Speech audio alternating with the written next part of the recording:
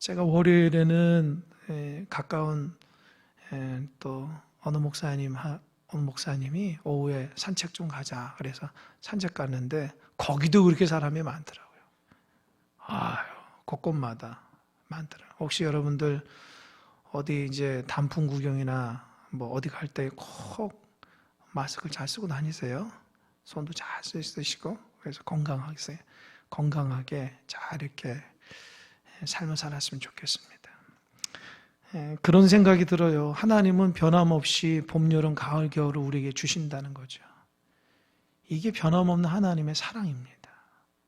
여러분, 우리는 참 이렇게 한결같지가 않지만 하나님은 한결같이 우리에게 은혜를 주셔요.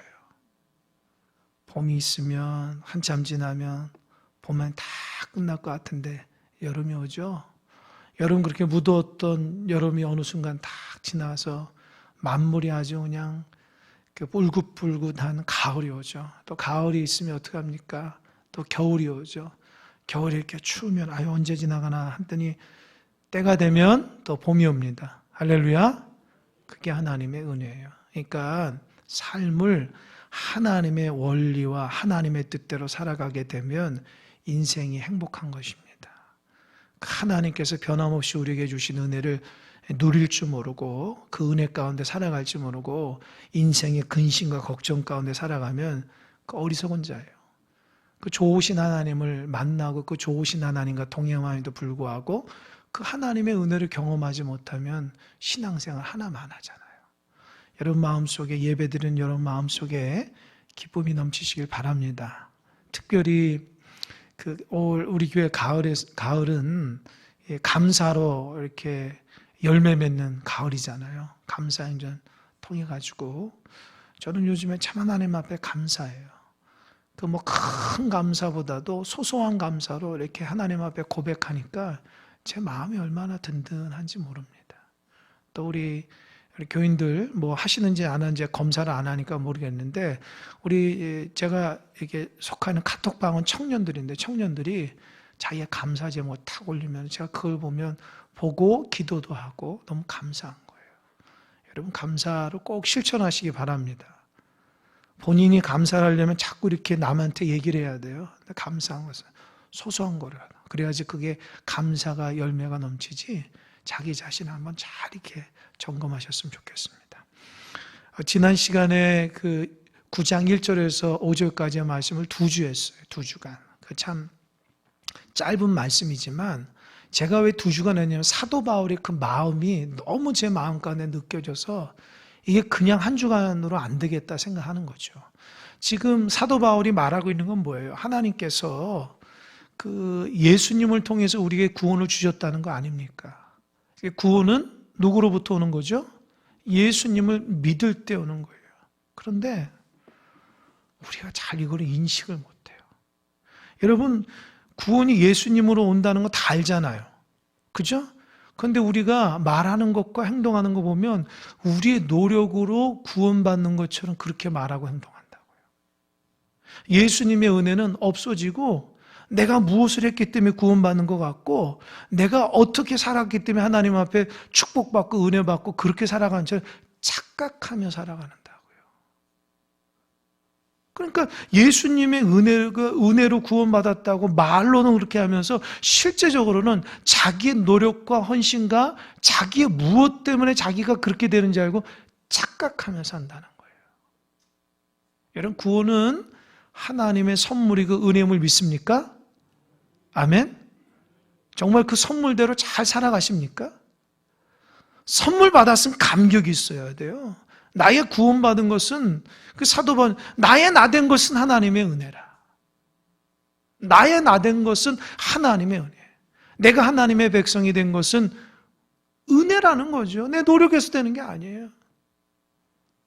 그러니까 하나님의 은혜를 잊어버리고 신앙생활하면 어쩔 수 없이 교만하게 되는 거예요. 왜요? 은혜를 잊어버리니까 교만하게 되는 거죠. 제 개인적으로 생각해 보세요. 내가 신학교에서 열심히 공부해가지고 그동안 사역을 열심히 해가지고 이제껏 왔다. 그 생각하는 순간 교만해지지 않겠어요? 그러나 하나님의 은혜로 왔다. 하나님이 붙들어줘서 신학도 하고 하나님 붙들어서 사역도 하고 하나님 붙들어서 이제껏 산다. 그 마음속의 자세가 다르잖아요. 아멘? 여러분도 이제껏 살아가면서 하나님의 은혜로 직장을 다니고 하나님의 은혜로 가정을 살피고 하나님의 은혜로 사업도 하고 하나님의 은혜로 여러 일들을 하지 않습니까? 그 은혜가 있어야 돼요. 만약에 하나님이 스탑! 딱 시키면 못하는 거예요. 우리 육신도 하나님의 건강을 딱 멈추면 움직일 수 없는 거죠. 다 하나님의 은혜라는 거죠. 그 은혜로 구원받았다는 것을 강조하면서 그 사도 바울이 그러니 유대인들은 자기가 무슨 혈통으로 선민이라고 해서 우리만 이렇게 딱 그 구원받았다고 그런 잘못된 의식을 버리라는 거예요. 또 율법이 있다고 그래서 그게 구원받는 게 아니라는 거죠. 구원의 원칙은 뭐예요? 예수님을 믿는 거예요.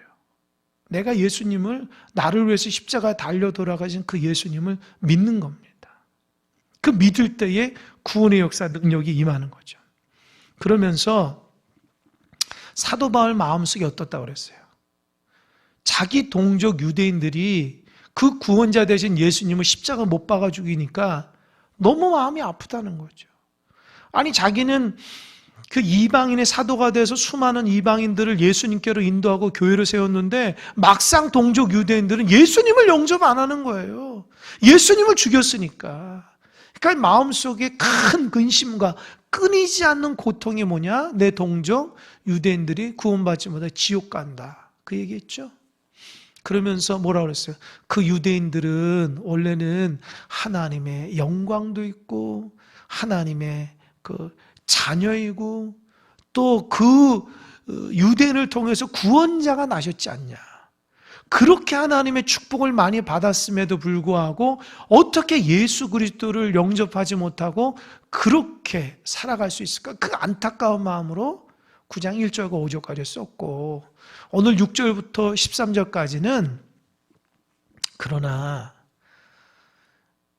이 이스라엘 백성 전체가 구원받지 못하는 건 아니다. 이 말을 그 중에는 구원받은 자가 있다는 거죠. 그래서 어떤 질문을 하냐면 보세요. 6절. 그러니까 중요한 질문이 있는데 9장에서 중요한 질문이 6절을 반드시 알아야지 전체를 헤아릴 수 있어요. 6절 한번 읽어볼까요? 시작.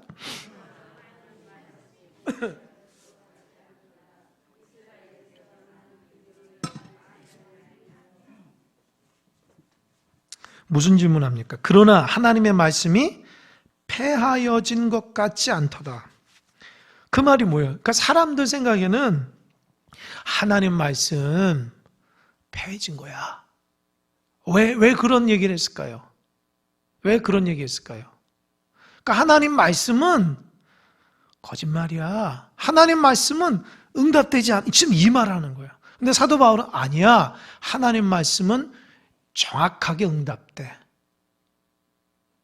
왜 사도 바울이 이런 얘기 하냐는 거예요. 왜요? 제가 몇 주 동안 얘기했죠. 하나님이 이스라엘 백성 선민으로 택해 주셨잖아요. 그죠? 택해서 하나님 백성 만들었는데 하나님께서 그 이스라엘 백성 내 아들이라 그렇게 했죠. 내 장자라. 그죠? 그런데 지금 독생자 예수 그리스도는 못 박아 죽였잖아요. 예수님 안 믿었잖아요.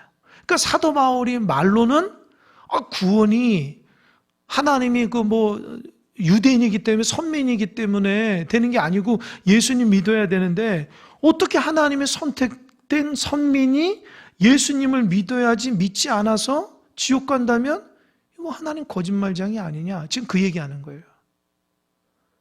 그렇죠? 맞잖아요. 하나님이 그 유대인들을 선민으로 딱 선택해서 수많은 민족 중에서 하나님의 거룩한 민족으로 딱 세워주셨는데 그 민족이 오랫동안 하나님의 백성답게 살아가는데 하나님이 인류를 구원하기 위해서 독생자 아들 예수도 이 땅에 보냈는데 그 예수님을 못 박아 죽인 사람이 누구냐는 거예요. 그 선민이란 유대인이라는 거예요. 그죠? 그러면 이방인들 그죠? 하나님 거짓말했네. 하나님이 왜 선민이라고 하면서 왜 그 사람들을 지옥 가게 만들어? 하나님의 그런 능력도 없고 하나님이 괜히 선민 만들었네? 그런 말 할 수 있겠죠. 근데 사도 바울은 하나님의 말씀은 폐해진 게 아니다. 하나님 말씀은 거짓말한 것이 아니라 그 하나님의 이스라엘 백성을 선민으로 선택해서 구원하시는 그 하나님의 약속은 지켜진다는 거예요. 그러면서 그 논리를 지금 7절에서 쭉 얘기하는 거예요. 이제 이해하셨죠? 이해하셨죠? 어렵지 않아요. 거기에서 나타나는 논리가 뭐냐? 중요한 거는요, 이스라엘 하나님이 하나님의 자녀 만들었을 때에 사도 바울이 얘기하는 거예요. 그 이스라엘은 이름의 뜻을 잘 알아라.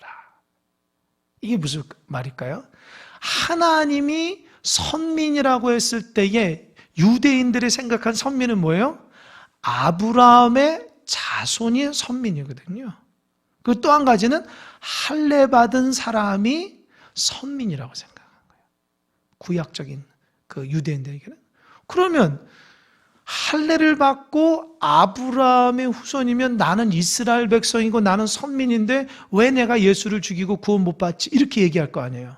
근데 사도 바울은 얘기하는 게 하나님의 참 이스라엘은 아브라함의 육체적인 혈통이라든지 할례가 있어서 선민이 아니고, 잘 들으셔요, 하나님의 약속으로 태어난 자만이 선민이라는 거예요.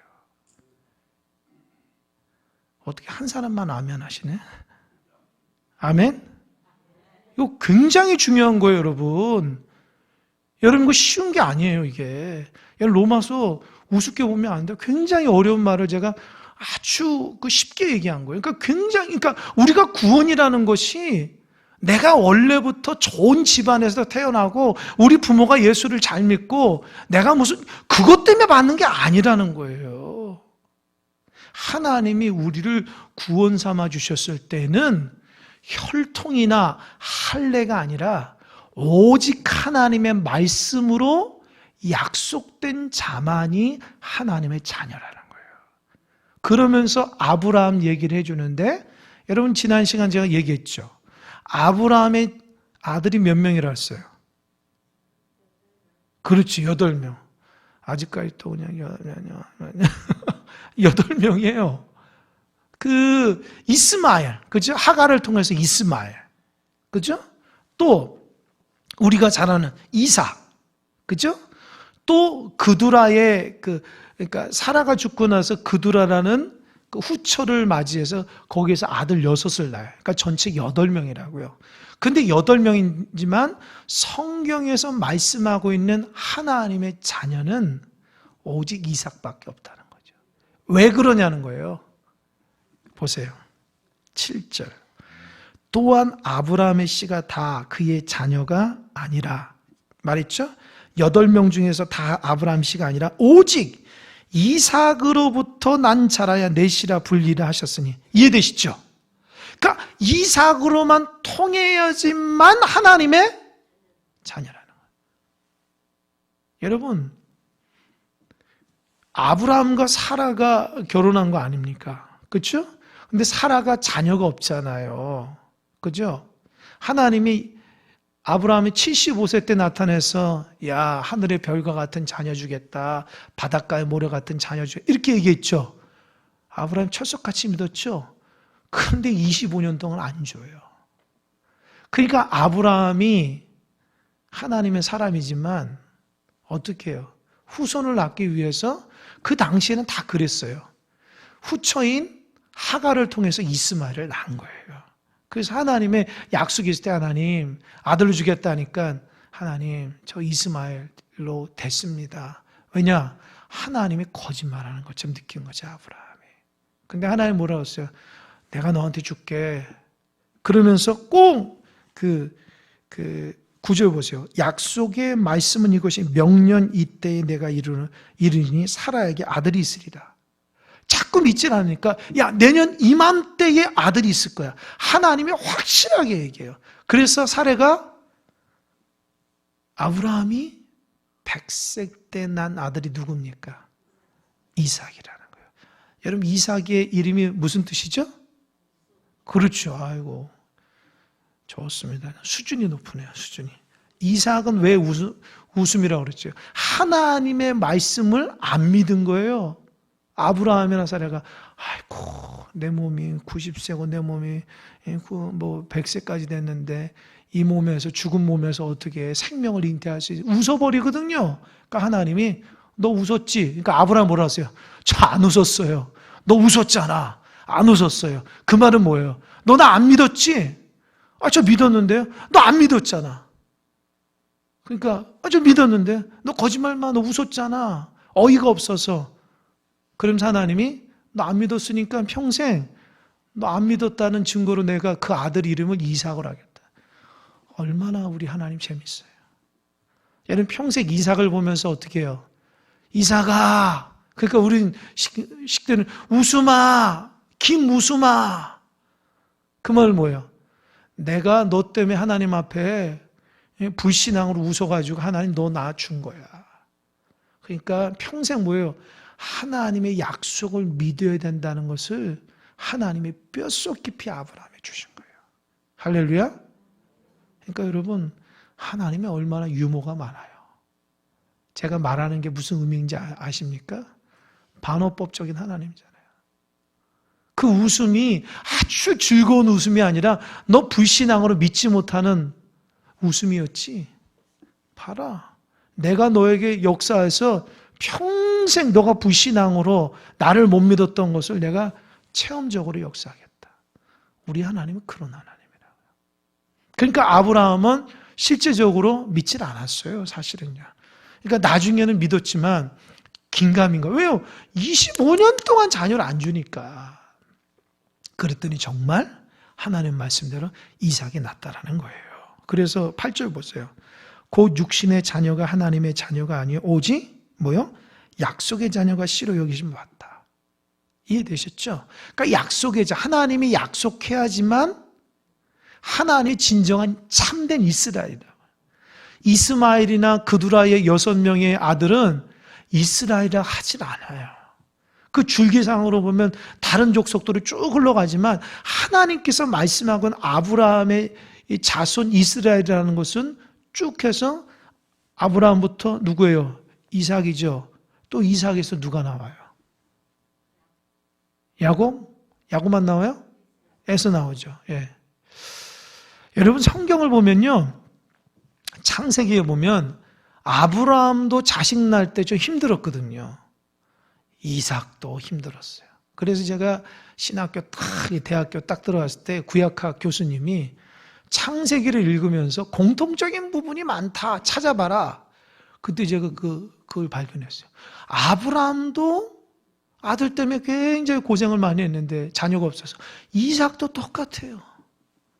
이삭도 그렇게 아들 때문에 고생하다가 하나님이 어떻게 해요? 더블로 쌍둥이를 준 거죠.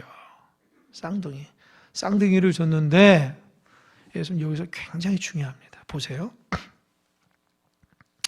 그뿐 아니라 10절 그뿐 아니라 또한 리브가가 우리 조상 이삭 한 사람 말미암아 임신하였는데 그 자식들이 아직 나지도 아니하고 무슨 선이나 악을 행하지도 아니한 때에 택하심을 따라된 하나님의 뜻이 행위로 말미암지 않고 오직 부르시는 이로 말미암아 서게 하려 하사. 이게 무슨 말일까요? 저 좀 보세요. 이삭이 리브가를 이제 이삭과 리브가가 이제 자녀를 임신했잖아요. 근데 배에서 보니까 어떻게 해요? 쌍둥이에요. 뭐 쌍둥이가 배에서 어떻게 하는지 모르겠지만 이렇게 막 이렇게 두 생명이 이렇게 있는 것을 이제 엄마가 느낀 거죠. 그러면 우리 생각에는 이 쌍둥이가 태어나가지고 그게 인생길에서 무엇 했기 때문에 하나님의 복을 받고 하나님의 둘 중에 어떤 자 하나님 선택을 받고 어떤 자 하나님께 버림을 받고 어떤 하나님의 더 사랑하고 어떤 덜 사랑 이렇게 어떤 태어나서 행위적으로 뭐를 해야지 그 인생에 대한 평가가 주어지잖아요. 그죠? 제가 무슨 말인지 알겠죠? 왜 하나님은 12절 리브가에 이르시되 큰 자가 어린 자를 섬기리라. 큰 자가 어린 자를 섬긴다는 거 뭐예요? 에서가 야곱을 섬긴다라는 거예요. 여러분, 유대인에게 있어서 지금도 마찬가지지만 장자라는 개념이 굉장히 중요해요. 이 유대인에게서는 우리가 생각하는 것보다 장자라는 것이 훨씬 더 중요합니다. 같은 몸에서 나왔어도 쌍둥이라도 장자에 대한 우선권이 엄청나게 커요. 권력도 있고 무슨 여러 가지 축복권도 굉장히 많다고요. 그런데 하나님은 뭐라고 그랬어요? 큰 자가 작은 자를 섬긴다고 했을 때에 유대인이 생각하고 있는 개념을 완전히 헷갈리게 만든 거. 원래는 장자가 축복을 받아야 돼요. 큰 자가. 근데 작은 자가 축복하는데 그 이유가 뭐냐는 거예요. 지금 에서하고 야곱이 엄마 뱃속에 태어났어요? 이 말씀하시니까? 예? 아니죠. 그럼 그럼 하나님 뭘 보고 이렇게 하신 거예요? 하나님은 야곱을 선택하고 왜 에서를 선택 안 했을까? 기준이 뭐예요? 기준이 뭘까요? 예? 무슨 기준이에요? 배에서 얌전히 있으면 야곱이고 배에서 엄마 괴롭혔으니 에서는 이런 나쁜 놈이다. 이렇게 한 거예요? 기준이 뭐냐는 지금 사도 바울이 그거 얘기하는 거예요. 잘 들어보세요. 여러분 집에 사실 때에 옆집 사람 교회 안 다니신 분 있죠? 하나님은 왜 여러분은 선택하고 저 옆집은 선택 안 했을까요? 이유가 뭐예요? 이유가 뭐예요? 그럼 여러분 생각할 때 나는 어렸을 때부터 교회를 다녔기 때문에 나는 그래도 믿음으로 이렇게 다녔고 우리 부모님도 이렇게 했고 내 주변에 전도 받아가지고 됐으니까 내가 다닌 거지. 그래 나 그동안 꾸준하게 열심히 예배도 드리고 교회에서 직분도 받고 봉사했으니까 이렇게 온 거지. 이렇게 얘기하면은 하나님은 그거 아니다 얘기하는 거예요. 무슨 말씀인지 알겠어요? 여러분이 하나님을 선택하고 옆집을 선택하지 않는 기준이 여러분의 행위라든지 여러분의 행동 때문에 나온 게 아니라는 거예요. 뭐예요 그러면? 하나님의 주권적인 선택이고 은혜라는 거예요. 이해되셨습니까? 이게 은혜예요. 이거 까먹으면요 신앙생 헛한 거예요. 내가 뭘 이루었어. 내가 엄청나게 해서 은혜를 받았어. 성경은 그렇게 하지 않아요. 하나님이 하셨다고 하는 거죠. 하나님께서 이루어 주신 거죠. 내가 원래 종교심이 있어서 하나님 잘 믿었다. 순 거짓말입니다. 하나님께서 그 마음을 그렇게 열어주신 거라는 거죠.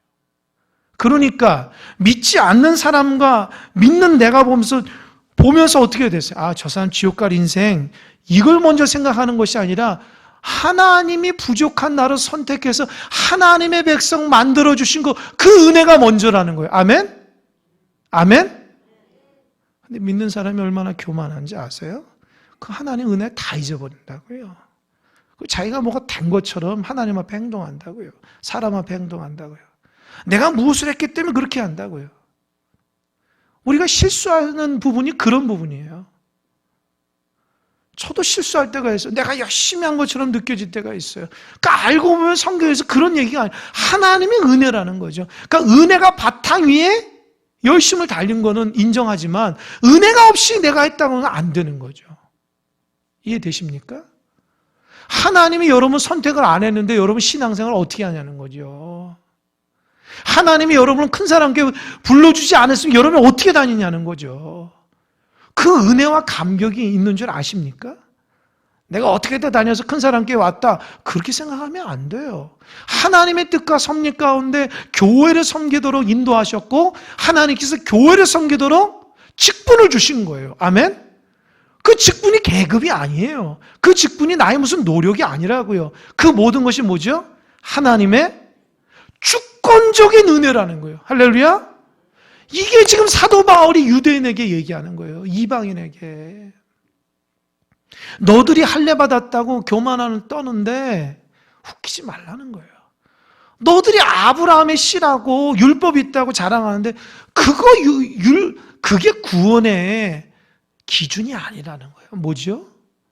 오직 하나님의 은혜로 내가 예수님을 믿어 나의 죄를 왜 십자가에 달려 돌아가신 그 예수님을 내 마음속에 주인으로 모셨기 때문에 그 예수님의 은혜와 하나님의 특별하신 은혜 가운데 내가 구원받은 하나님의 사람이 됐다는 거죠. 아멘? 그래서 이렇게 얘기해야지 정답인 거예요. 그런데 참 우리 믿는 자들이 얼마나 교만한지 많은지 몰라요. 우리가 뭐 한 것처럼 뭐 대단한 것처럼 얘기한다고요. 근데 하나님의 은혜가 없이는 안 돼요. 제가 성경을 보면서 자꾸 겸손해질 수밖에 없는 게 나는 아무것도 아니라는 거예요. 아무것도 아니라는 거예요.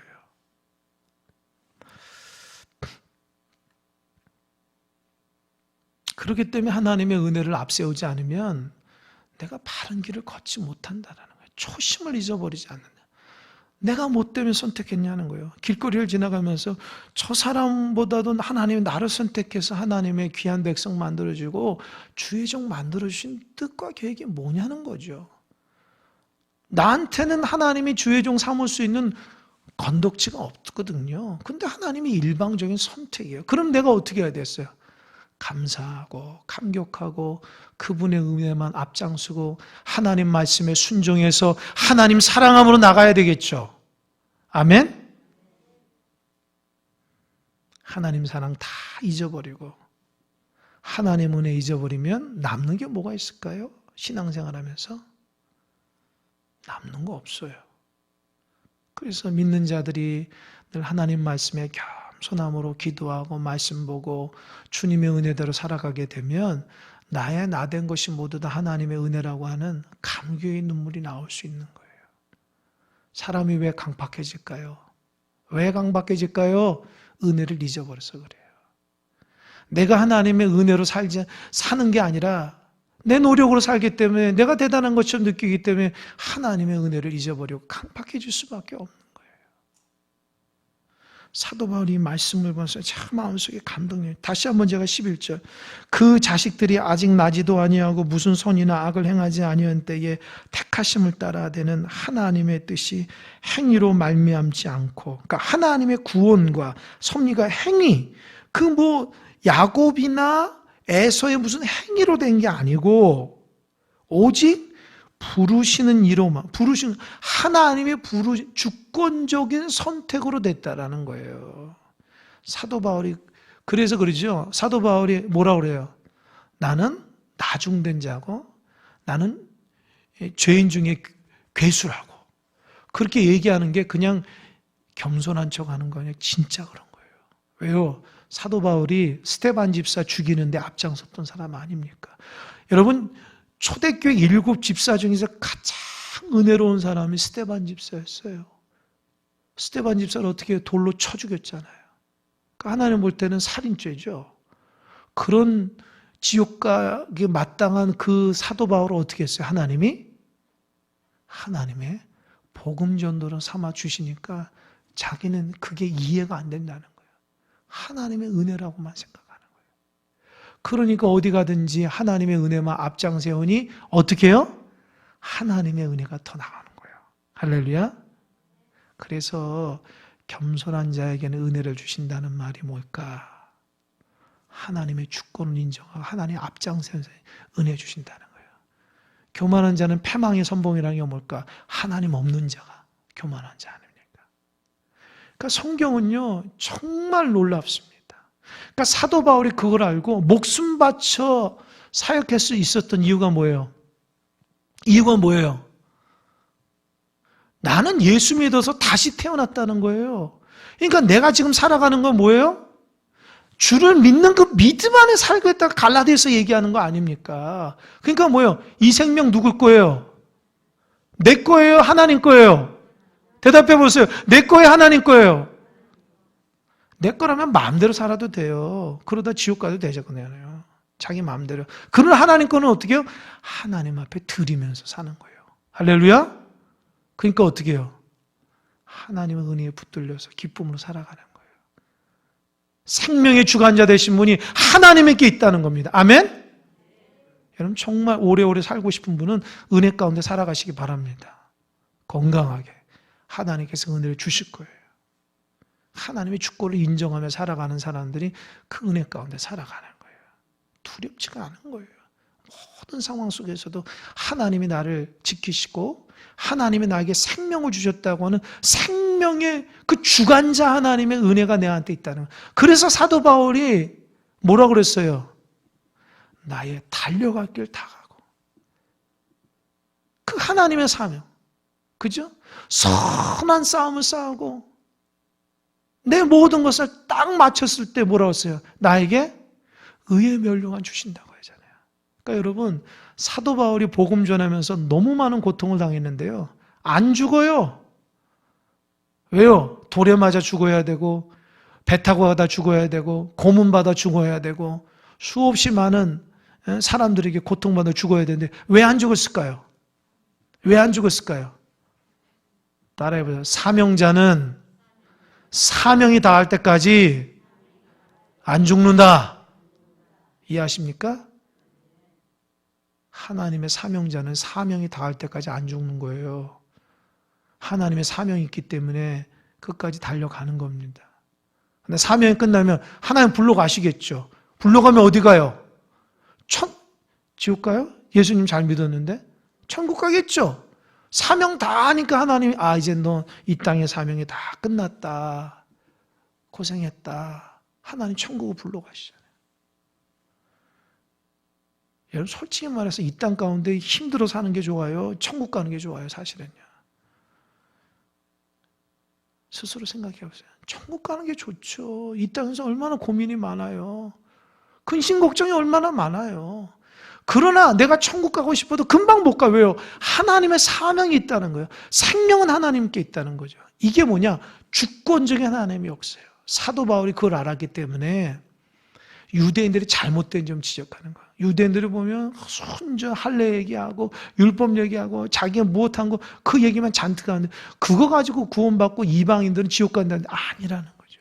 사도 바울은 하나님께서 야곱과 에서를 선택했을 때의 성경을 보다가 깨달은 거예요. 왜 하나님은 야곱을 선택하고 에서를 선택하지 않을까? 무슨 행위적으로 보니까 아니에요. 하나님이 야곱과 에서가 뱃속에 있을 때부터 하나님이 선택하신 거예요. 주권적으로.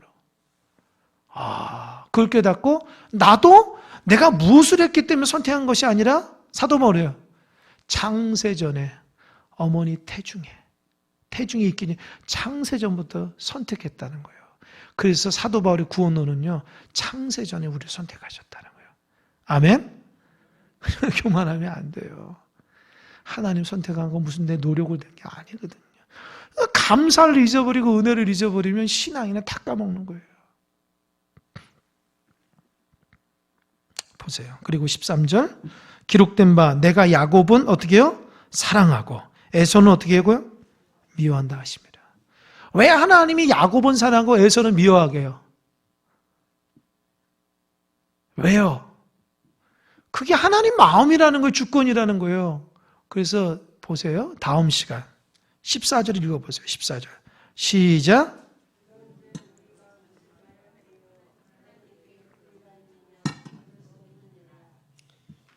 이게 무슨 말인지 아십니까?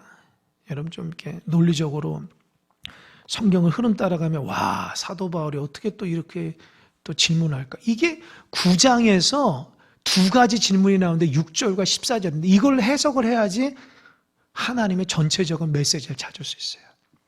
6절에서 뭐라고 그랬어요? 6절에서 뭐라고 그랬어요? 하나님의 말씀이 폐해진 것 같지만 폐해지지 않았다는 거죠. 그게 뭐예요? 하나님은 약속을 지키시는 분이라고 그랬죠. 왜요?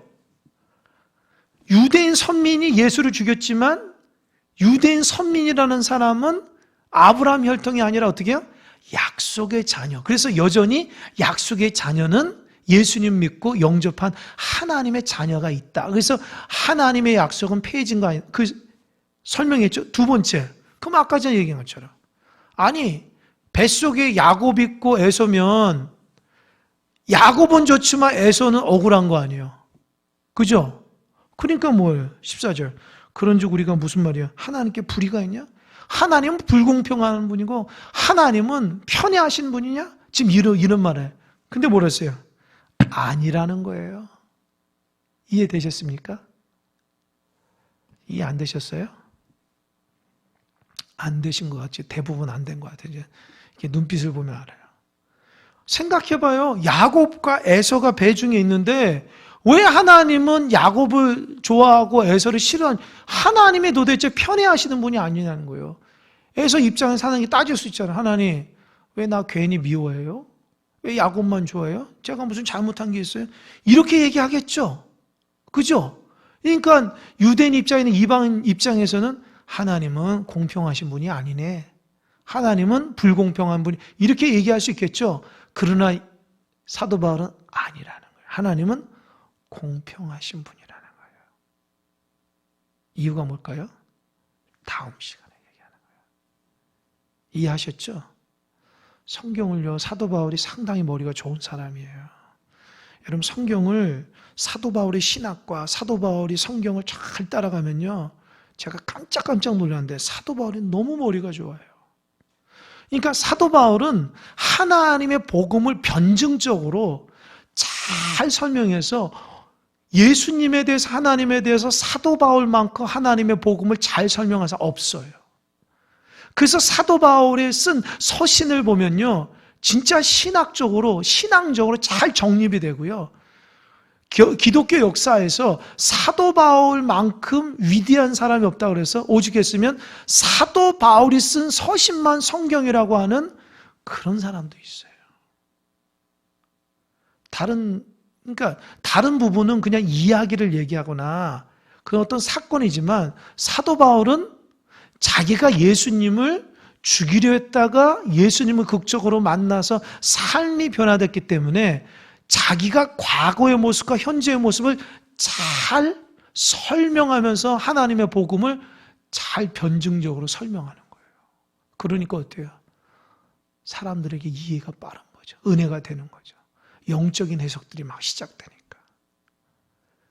그러니까 오늘 본문에서 사도 바울이 주장하는 것은 구원은 하나님의 선택적 섭니다. 그러니까 너의 행위나 너의 무슨 유대인의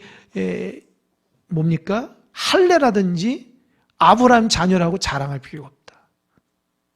그게 에서와 야곱의 사건을 통해서 얘기하고, 그러면 또 한 단계, 그것 때문에 하나님 불공평한 거 아니냐? 아니라는 거예요. 그거는 하나님의 마음인데, 하나님은 불의하신 분입니까? 여러분 대답해 보세요. 하나님 불의하신 분이세요? 아니죠. 아니죠.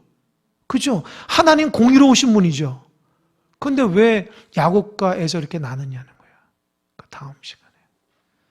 제가 성경을 보면서 하나님의 뜻을 다 깨닫게 되는 거예요.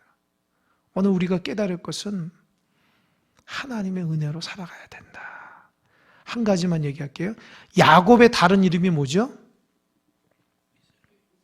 그렇죠. 이스라엘이잖아요. 그러니까 야곱이 이스라엘이기 때문에 지금 이스라엘 백성이 된 거예요. 그러니까 어때요? 야곱이 약속의 자녀잖아요. 이삭을 통해서 나온. 그래서 야곱의 후손들, 그래서 야곱의 몇 명이에요? 아들이? 12명이죠. 12명을 통해서 12지파가 나온 거 아닙니까? 이해가 돼요? 그 얘기하는 거예요. 아브라함이 다 그냥 뭐 자녀라고 해서 다 하나님 자녀가 아니라 이삭을 통한 약속의 자녀가 있고, 그 약속의 자녀 이삭을 통해서 누가요? 야곱이 낳는데, 야곱과 에서가 있는 하나님은 야곱을 선택해서 그를 아시죠? 20년 동안 고통받게 산 거. 여러분, 야곱이 속이는 자 아시죠? 어렸을 때부터 아주 민첩하고 아주 그 엄마 품에서 거짓말 잘하고 자기 이기적인 사람이었는데, 삼촌 라반의 집에 가가지고 20년 동안 훈련받은 거예요. 완전히 깨졌어요. 하나님의 은혜로. 다듬어졌어요. 그래서 어떻게 해요? 하나님의 은혜로 12아들이 생겨서, 그래서 야복강에서 하나님의 은혜로 이스라엘의 칭함을 받고, 그 야곱을 통해 후손이 12지파가 쭉 나와서 사도 바울이 그 얘기하는 거예요. 그러니까 유대인들은 아브라함에 멈춰 있는데 사도 바울은 은혜의 야곱으로부터 시작되는 거예요. 약속의 자녀. 그래서 참 이스라엘 백성은 약속의 자녀다. 그러니까 유대인이나 이방인이나 구원받는 것은 혈통이 중요한 것이 아니라 예수 그리스도의 약속을 붙들고 살아가는 자들은 모두 다 하나님의 백성이 된다는 거예요. 할렐루야.